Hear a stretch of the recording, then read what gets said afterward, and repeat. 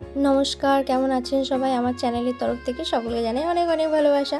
তো আজকে ছিল বাড়িতে লক্ষ্মী পুজো। তো দেখো সকাল সকাল উঠে চান টান করে একদম রেডি হয়ে গেছি। তো তারপর দেখো আলপনা দিয়ে দিলাম।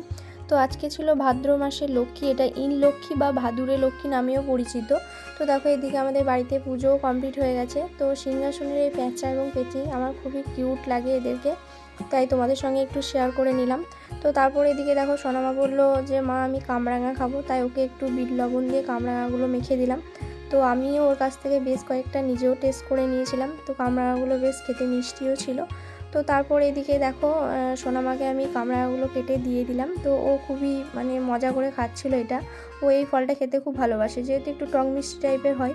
আর এদিকে দেখো বাড়িতে আজকে যেহেতু লক্ষ্মী পুজো হয়েছে, মা লক্ষ্মী বার করেন, তো মায়ের জন্য আজকে সমস্ত রান্নাটাই নিরামিষ করা হবে। তো ভাজাভুজি থেকে শুরু করে 3 রকম ভাজা, পরমান্ন, শাক, টক সমস্তটাই হয়েছিল, কিন্তু সবটাই নিরামিষ। তো এদিকে দেখো আমি একদম কেটে ধুয়ে রেডি করে নিয়েছি। আর এইদিকে দেখো টকের জন্য আমড়াটা একটু ভেজে নিচ্ছিলাম। তো তারপর এদিকে শাক টাকগুলো ধুয়ে একদম রেডি করে উনুনের মধ্যে দিয়ে দিলাম। তো প্রথমে শাক আর এদিকে টক দুটোই হতে থাক। তো তোমাদের সঙ্গে সমস্তটাই শেয়ার করছি, পুরো ব্লগটা তোমরা কিন্তু দেখতে থাকো। তো এদিকে দেখো দুটো রান্নায় বসিয়ে দিয়েছি, ততক্ষণে আমি তোমাদের দাদা বাজার করে নিয়ে এসেছিলো সবজিগুলো একদম ধুয়ে পরিষ্কার করে শুকোতে দিয়ে দিলাম। আর এদিকে দেখো লক্ষ্মীর বার তো প্রসাদে পরমান্ন থাকবেই, তো তার জন্য একটু পায়েস বানিয়েছিলাম। আর এদিকে আমি একটা নেল আর্ট করেছি, সেটা তোমাদের সঙ্গে একটু শেয়ার করে নিলাম ছোট্ট করে।